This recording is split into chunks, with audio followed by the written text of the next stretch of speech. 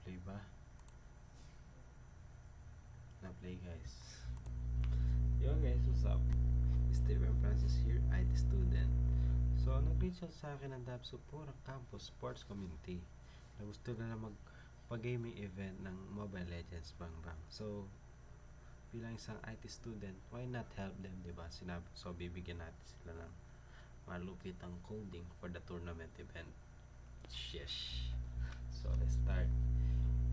So, simulan po natin sa headers natin. Include IStream, include vector, include string, include std-except, and include set. So, ano nga ito mga to? For input and output, to is the vector container, dynamic array, to is the string class, string, para makapaggamit po tayo ng mga ganyan. For the standard exception class, like runtime error. So, std-except po yan sa mga runtime error. And saan siya guys?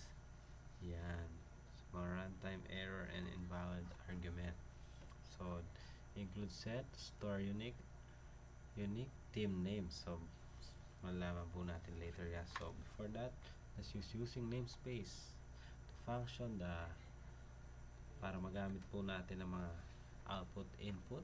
Yes, mga ilagay natin dyan para magamit. So, vector to get team names, and vector and team. So, ang vector is array po siya yung magaan ng mga teams natin. So, ang set po is para ang set is magaan siya ng unique name to maging bracket sa kanila na para ma-fix ang schedule and ma-set ang mga teams.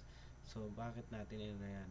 Kasi gusto po nila na or nag-demand po sila na wala pong umuulit and walang umuulit and hindi pare-pareho ang matchmaking and team bracket. Yung parang eto dito ka lang, eto bawal ka na doon, ganun lang po. Yung parang 1:1, yung kalaban mo si 1, ganun lang, bawal yun. So yes, tama po yung matchmaking nila sana. So, dapat bawal lang umuulit and bawal mag solo like that. So, for int I equals 0, I less than n. So, dito po natin maano ang n is integer.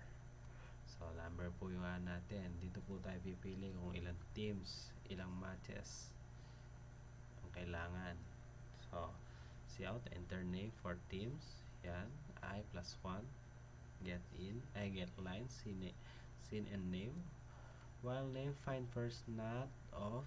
So, find first not of is check if the string is made of only space. So, pag naano po natin yung mga team natin dito and gagamit pag minsan po na misclick po natin, lalabas po ang team cannot be empty, please enter again, diba? And if name empty, throw runtime error team name cannot be empty. So, try again na naman po yung mga yan. So, if unique names count, throw runtime error, please put a different team name. So, sinabi nga po kanina, bawal pong umuulit, bawal po yung magsasolo, yung parang isang isang section, SIT versus BSIT, bawal po yun. Tama ko, mali kayo. Nice one. Unique name, insert name, teams, pushback name, so return teams. So, magre-return lang po yan pag nagkamali po tayo, di ba? May return. So, dito po tayo sa void. So, generate void schedule, const vector, string, and team. So, dito po sa void is mag-aano po siya na schedule na nakaset. Tama. Na nakaset na para sa team A. Ang team A, kalaban niya B, C, D, E. So, yun. Kalaban niya na lahat yun. So, bawal siya umulit naman. Bawal na umulit ng So, ang dapat maglalaban yan, next na maano yan is B, team B versus C, D, E. Ganon po. Hanggang ubusan po ng team na magsha-shuffle pero hindi nila makakalaban. Nakalaban na nila. Tama. Bawal umulit. Yes, and bawal mag-solo. So like that, dito po papasok yung void. So size T, I equals 0, I is greater than team size. So dito po yung coding natin dyan. J equals I plus 1. Tama. And versus po para ma-highlight po natin versus ng team. So in main and try int integers.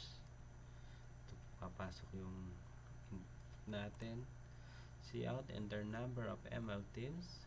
Integers din po yan, numbers. Sin, ignore if n is less than or greater than 1, throw invalid argument. So invalid input, please put at least two teams. So bawal po yung isa lang, bawal din po yung muulit. Tama. So bakit siyempre po bawal po yung magkalaban lang ng isang team, di ba? BSIT lang, kaya dapat po is 2 or more po yung gagamitin natin. Next, vector. Yan. Tama yan. Catch cons invalid argument. So, cons invalid argument is dito po siya. Pag invalid po siya, yung parang babalik po siya sa atin, mag-i-invalid po siya. Yan. Runtime.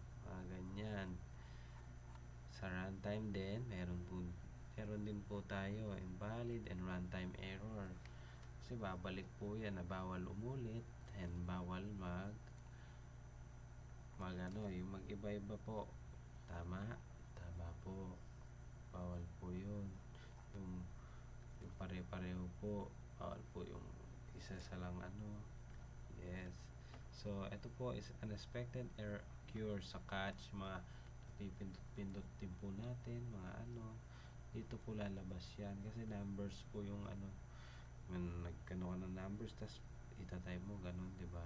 Like this po, wait lang po, iraran po natin pala po.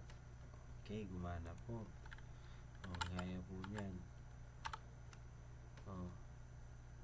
Invalid input, diba po? Of 2 teams. Next, run ulit po natin. 2. Sabihin po natin BSIT.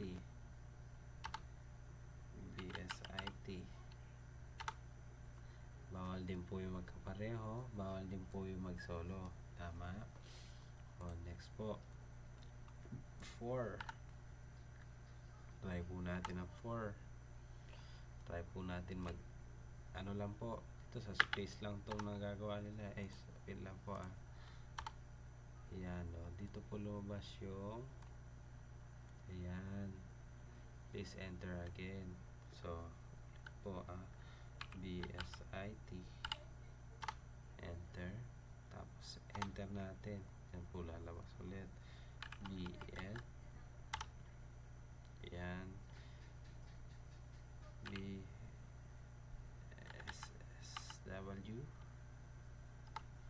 yan, and BSBA, yan. So dito po is wala po tayo nakitang pagkakapare-pareho. BSIT. Para nga po kanina dito sa void na sinabi natin,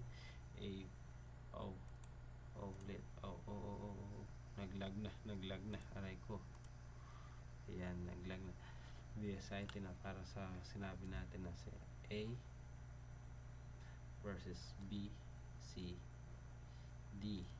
So, si C kasama na po niya yan.